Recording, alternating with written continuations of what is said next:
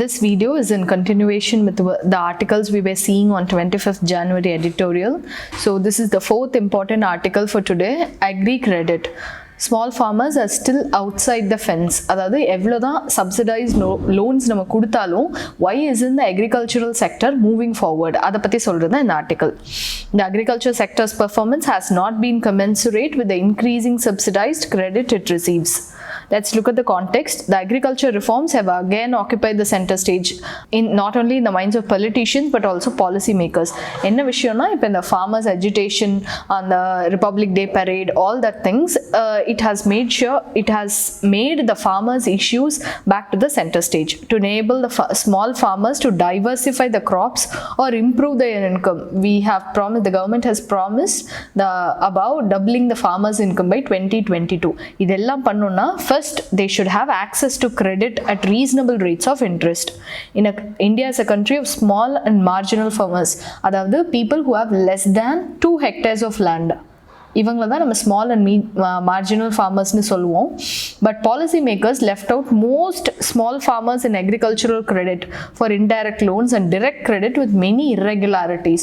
Loans நம்ம கொடுக்குறோம், நிறைய சப்சிடைஸ் ரேட்ஸ் கொடுக்குறோம், ஆனால் the problem is bigger farmers are only benefiting from it. Where is the credit and subsidy going? Are they really benefiting the farmers to improve the institutional credit delivery? அப்படி இருக்கும்போது இதெல்லாம் நடக்குதா? அப்படி நடக்கலைன்னா இதுக்கு என்ன சொல்யூஷன்? டெக்னாலஜி தான் சொல்யூஷனாக இருக்க முடியும். இந்தியாவில் இருக்க அக்ரிகல்ச்சரல் சப்சிடிஸ் பற்றி பார்க்கலாம்.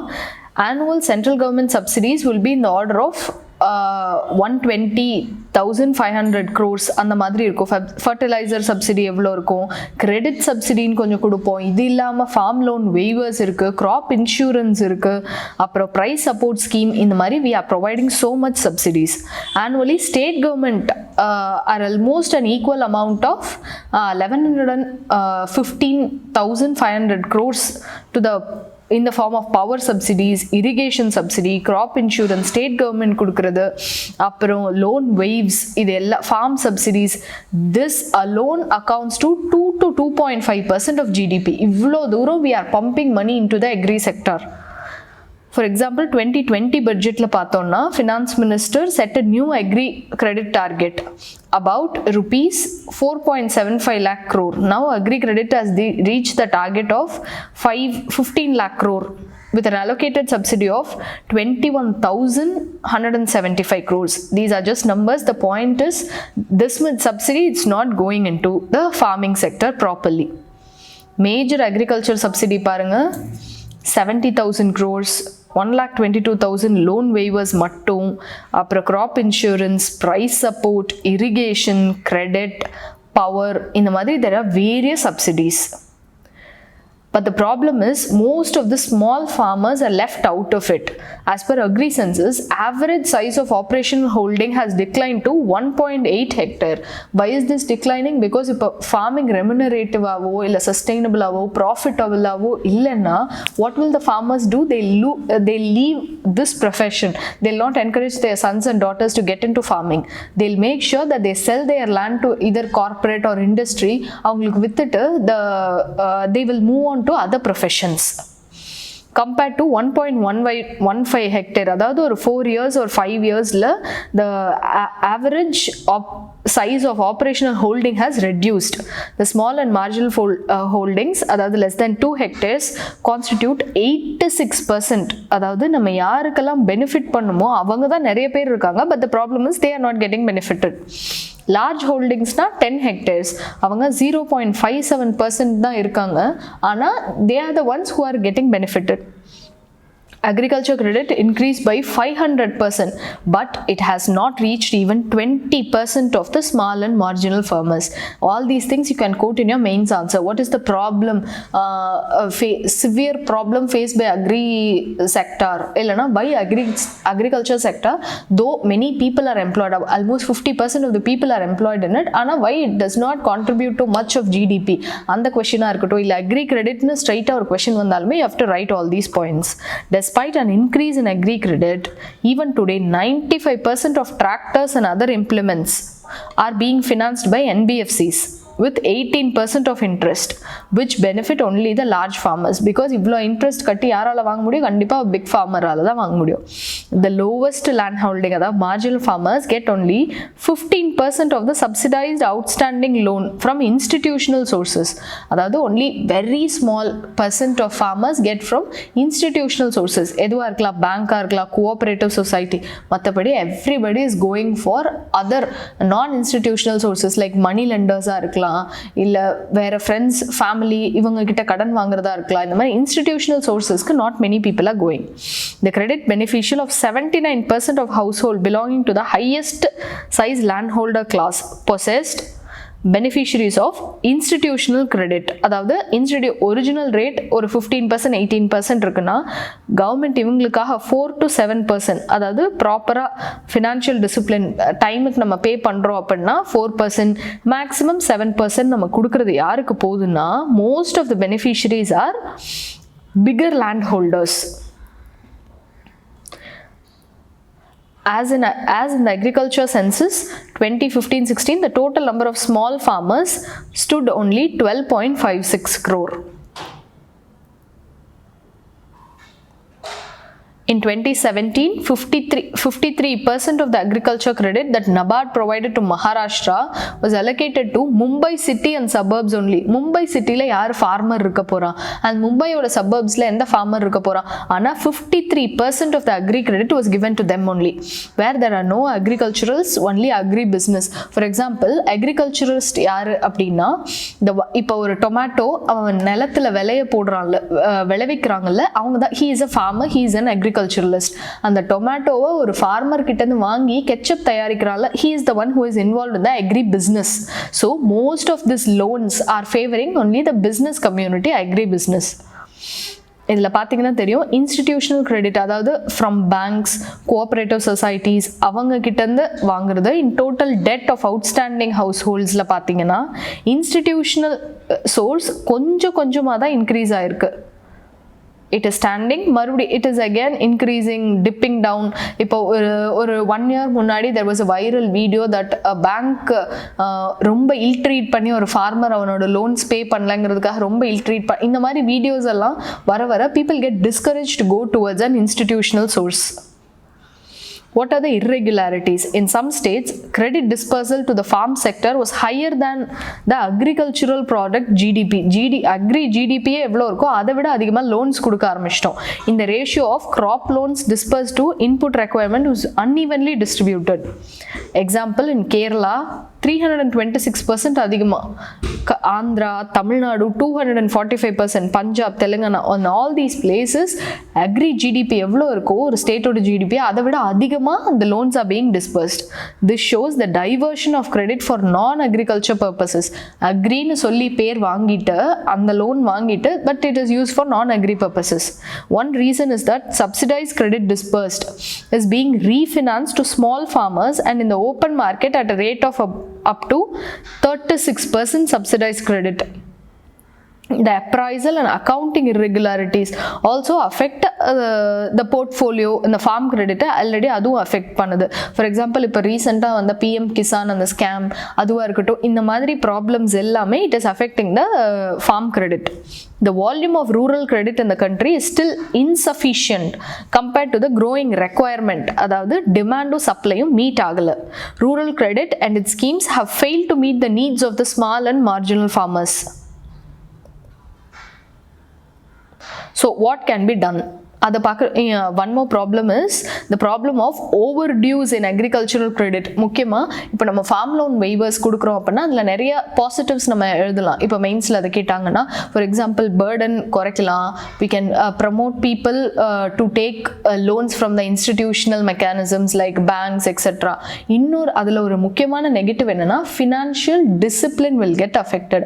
இப்போ நம்ம ஃபார்முக்கு லோன் வாங்கிட்டு ஓகே எப்படியும் எலெக்ஷன் வரப்போகுது, அடுத்த கவர்மெண்ட் வந்து ஃபார்ம் ஃபார்ம் லோனை வெய்வ் பண்ணிடுவாங்க, இது எதுக்கு நம்ம கட்டணும், அந்த மாதிரி ஒரு பேட் ப்ரெசிடென்ஸோ பேட் ஹேபிட்டோ அந்த இன்டிசிப்ளினோ வந்துடும். ஸோ இதெல்லாம் ஃபார்ம் லோன் வெய்விங்கில் வர ஒரு important negatives.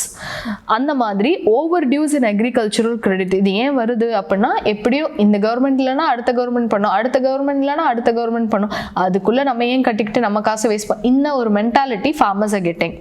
The recovery of agricultural advances to various institutions is also not satisfactory. இதுக்கு என்ன solution? How can we use technology as a solution?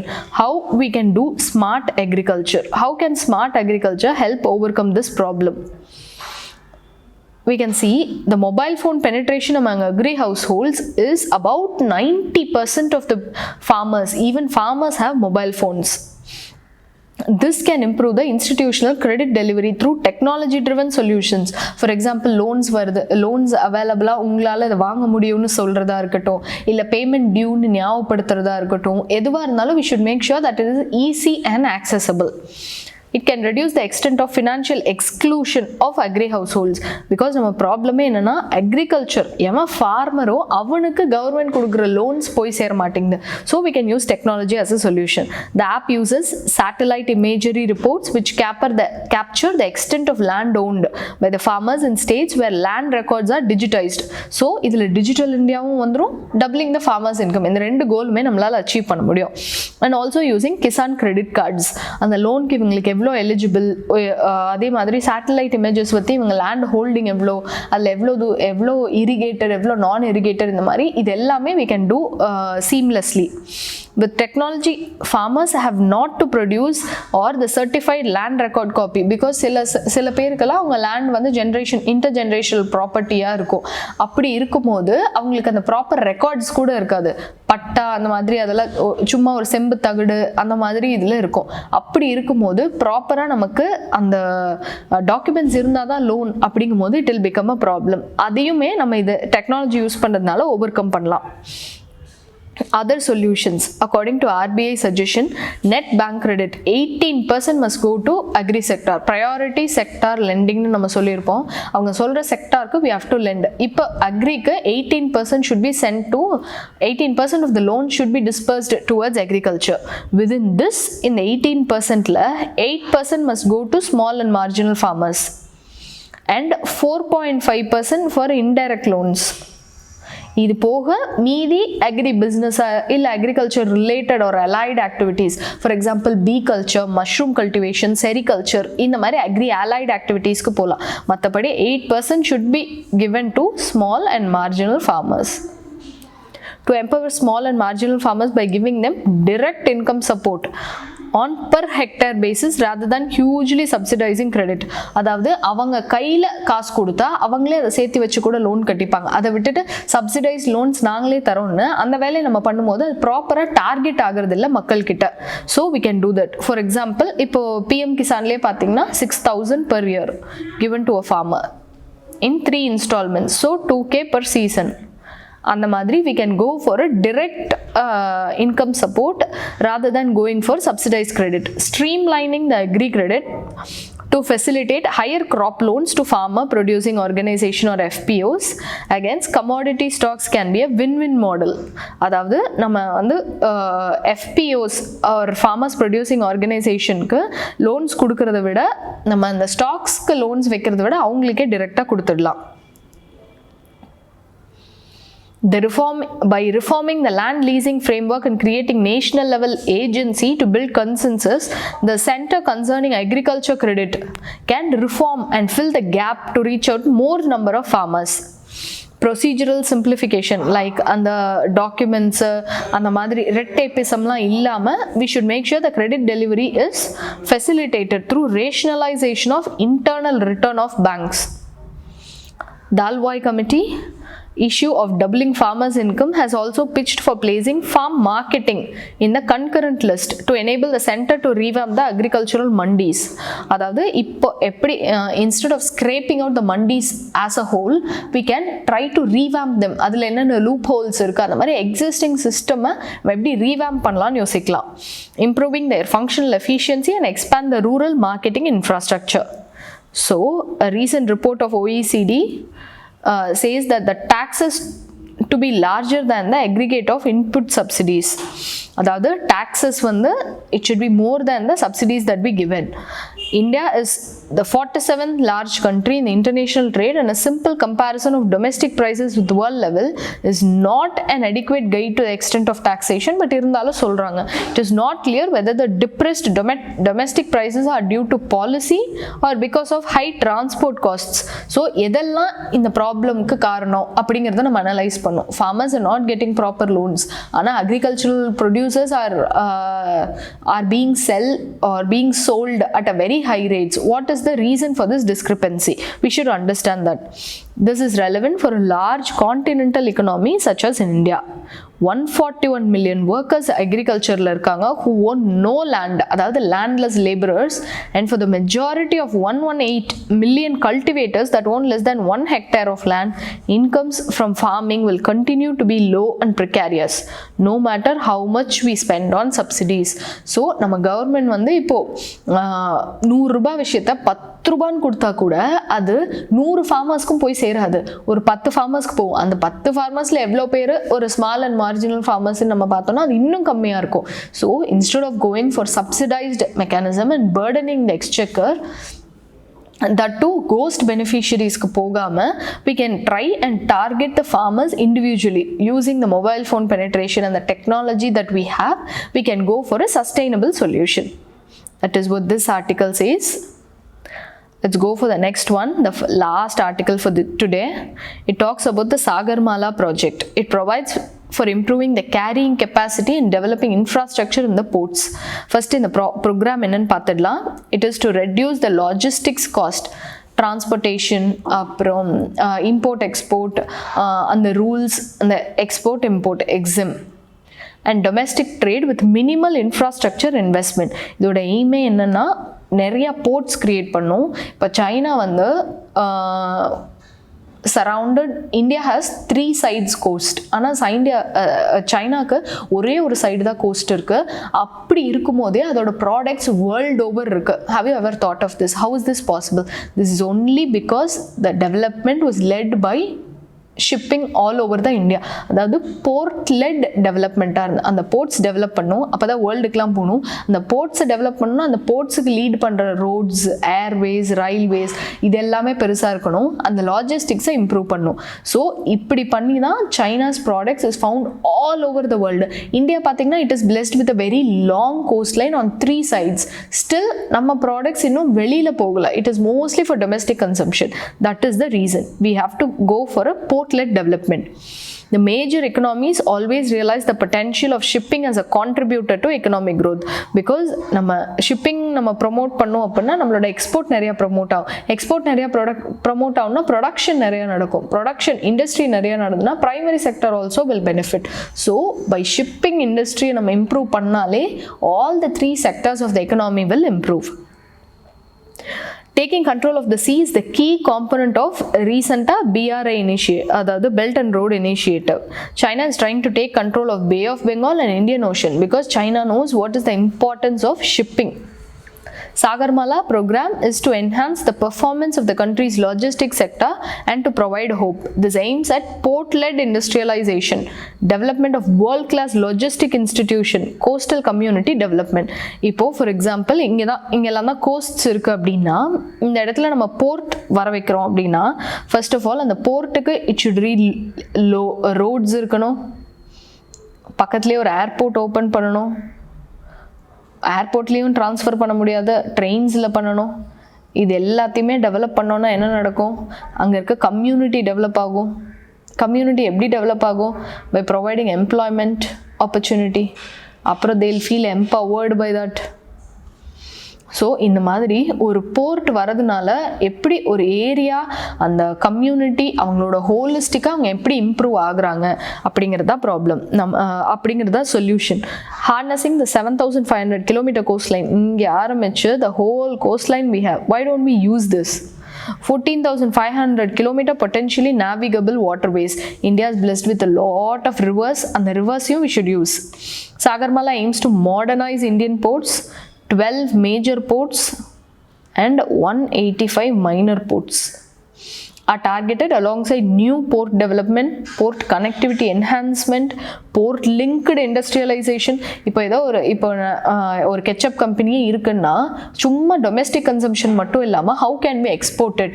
அப்போ பக்கத்துலேயே ஒரு போர்ட் இருக்குது, இல்லை ஒரு ஏர்போர்ட்டாவது இருக்குன்னா டக்குன்னு they can export it via airplane. அது it will spread all over the world. அவங்களுக்கு டிமாண்ட் ஜாஸ்தியாகும். கெச்சப்க்கு என்ன நடக்கணும்? டொமேட்டோஸ் வேணும். ஸோ அந்த ஃபார்மர்ஸ் டெவலப் ஆவாங்க. அந்த ஊரில் இருக்க ஃபார்மர்ஸ் கொடுக்குற சப்ளை பத்தலைன்னா பக்கத்து ஊர்லேருந்து வாங்குவாங்க. இந்த மாதிரி it will boost growth and development. We should connect the coasts to hinterland, coastal community development. இதோட aim என்னன்னா 2035 குள்ள we should succeed in all of this. Maritime transport actually accounts for 80% of international trade. Mostly the trade happens via maritime only. அதாவது other modes, even airplanes கூட கிடையாது. Maritime development is more. Why is it favored? Because it is cheaper way to transport than by air, despite fluctuating exchange rates. அதெல்லாம் இல்லாமல் maritime, most of the countries have strict, for example இப்போ நம்ம பார்த்தோம் ஈரானில், when you have problem with Iran air space நம்ம use பண்ண முடியாது. ஆனால் waters அப்படி கிடையாது, international waters is open. அந்த 200 nautical milesக்கு மேலே இருக்குது எல்லாமே for international waters only. So it is actually less problematic and cheaper. இந்த சாகர்மாலா ப்ரோக்ராமோட விஷன் என்னன்னு பார்க்கலாம். To reduce the cost of transporting the cargo, lowering the logistic cost of bulk commodities by locating future industrial capacity. இப்போ இங்கே ஒரு harbour வருதுன்னா அந்த harbour பக்கத்தில் இருந்துன்னா எக்ஸ்போர்ட் பண்ணுற கம்பெனிஸ் வரும், இல்லை எக்ஸ்போர்ட் பண்ணுற கம்பெனிஸ் இருந்தால் பக்கத்துலேயே ஒரு போர்ட் டெவலப் ஆகும். அந்த மாதிரி it should be vice versa. Improving the export competitiveness by developing port proximate discrete manufacturing clusters. So we should develop more manufacturing clusters. Optimizing the time and cost of, for example, interior Maharashtraல இருந்து விசாகப்பட்டினம் இல்லை அந்த மாதிரி ஏதாவது ஒரு போர்ட்டுக்கு வரணும்னா, imagine if there is no proper connectivity இல்லைன்னா அங்கேருந்து எடுத்துட்டு அந்த போர்ட்டுக்கு வரதுக்கு எவ்வளோ லேட் ஆகும். What will do? அந்த மேனுஃபேக்சரர்ஸை ரொம்ப டிஸ்கரேஜ் பண்ணி இனிமேல் சரி ஓகே நம்ம கம்மியாக மேனுஃபேக்சர் பண்ணி கம்மியாக டொமெஸ்டிக் கன்சம்ஷன் மட்டும் கொடுக்கலாம், எக்ஸ்போர்ட்னா அதில் நிறைய ப்ராப்ளம் வருதுன்னு they'll get discouraged. That's what we should not do. What are the 4 pillars? அதாவது போர்ட்-லெட் டெவலப்மெண்ட்டாக இருக்கணும். எக்ஸிஸ்டிங் போர்ட்டை மாடர்னைஸ் பண்ணும், அதோட கெப்பாசிட்டி இன்க்ரீஸ் பண்ணும், புது போர்ட்ஸ் ஓப்பன் பண்ணும், எஃபிஷியன்சி இம்ப்ரூவ் பண்ணும். போர்ட் கனெக்டிவிட்டி, ஒரு போர்ட்லேருந்து ஒரு டீப் இன்டீரியரில் இருக்க ஒரு பிளேஸை எப்படி நம்ம கனெக்ட் பண்ணுறோம். நியூ ரோட், ரெயில் கனெக்டிவிட்டி, இருக்க ரோட்ஸ் வந்து பெட்டராக இன்னும் we should upgrade. Coastal shipping, inland water transport, logistics park, because டிராஃபிக்கு, அதுக்கப்புறம் இந்த டோல், இதிலெல்லாம் மாட்டாமல் இருக்கணும். இன்லேண்ட் வாட்டர்வேஸும் நம்ம டெவலப் பண்ணணும். Port led industrialisation, this is first one. Port modernisation, port connectivity, port-led industrialization, coastal community development. These are the 4 pillars. Industrial clusters நிறைய உருவாக்கணும். Coastal employment zones, CEZ அந்த மாதிரி we should create. Maritime clusters உருவாக்கணும். Smart industrial port cities, port-based special employment zones or special economic zones we have to create.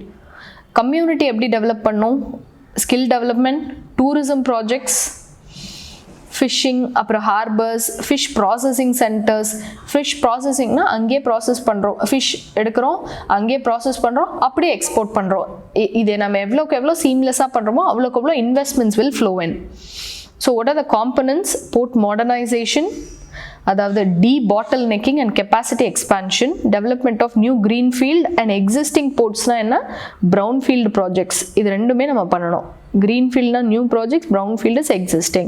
Port connectivity enhancement, அதாவது போர்ட்ஸ்லேருந்து ஹிண்டர்லேண்டுக்கு நம்ம எப்படி connect பண்ணுறோம். அந்த கார்கோ மூமெண்ட்டோட டைம் இன்றைக்கி ப்ராசஸ் பண்ணுறாங்களா, இன்றைக்கே அது most of the food items எல்லாம் பெரிஷபிளாக இருக்கும். அந்த மாதிரி இருக்கும்போது டைமை நம்ம ரெடியூஸ் பண்ணால் தான் எக்ஸ்போர்ட் போகும்போது அந்த குவாலிட்டி காம்ப்ரமைஸ் பண்ணாமல் இருக்கும். Domestic waterways, inland water shipping, coastal shipping, இந்த மாதிரி. Port-linked industrialization, developing port proximate industrial clusters to reduce the logistics cost and export-import of domestic cargo. இது எல்லாத்தையுமே நம்ம குறைக்கணும். Coastal community development, the 4th component, promoting sustainable development of coastal community through skill development, livelihood generation activities, fisheries development, etc. Coastal shipping and inland waterways transport, அதாவது இப்போ ஒரு cost to cost எப்படி மாற்றலாம் அப்படிங்கிறதா இருக்கட்டும், அப்புறம் கோஸ்டல்லேருந்து இன்லேண்ட் வாட்டர்வேஸ் இதை எப்படி யூஸ் பண்ணலாம், அதெல்லாம் we should reduce the cost of transporting through optimizing modal mix. அப்புறம் எக்ஸிம் கண்டெய்னர் மூமெண்ட்டை அந்த டைமை குறைக்கணும், அதோட காஸ்ட்டையும் குறைக்கணும், லாஜிஸ்டிக்ஸ் காஸ்ட்டை குறைக்கணும், பல்க் ஆஃப் கமாடிட்டிஸை டிரான்ஸ்போர்ட் பண்ணுற அளவுக்கு நம்ம road, if we are transporting through road it should make sure that the road quality is good. If we are transporting through rail we should make sure that it reaches on time, அந்த delays இருக்கக்கூடாது. We should improve the export competitiveness by developing port proximate manufacturing clusters. அதாவது இந்த போர்ட்டுக்கு பக்கத்தில் இருக்குங்கிறதுக்காகவே இண்டஸ்ட்ரியை நம்ம develop பண்ணணும். அதுக்கேற்ற மாதிரி இண்டஸ்ட்ரி இருக்குன்னா அதுக்கேற்ற மாதிரி பக்கத்தில் ரொம்ப க்ளோஸாக போர்ட் எப்படி டெவலப் பண்ண முடியும்னு பார்க்கணும். China's growth is a strong merchant, marine and infrastructure to carry and handle merchandise all over the world. The seas are a key component of China's Belt and Road Initiative. China is trying to take control of the Bay of Bengal and Indian Ocean region. We should make sure that we do that before China. This growth will imbalance the regional power balance and it is actually a threat to India's growth, security and sovereignty. Indian Ocean or sovereignty pochunna we'll have a very serious repercussions. So we have come to the end of this video series. Today's editorial, there was a lot of important articles. I've given you a background in these videos to understand, since this is the first time we are discussing about these issues, I've given you a background about this is not the whole article.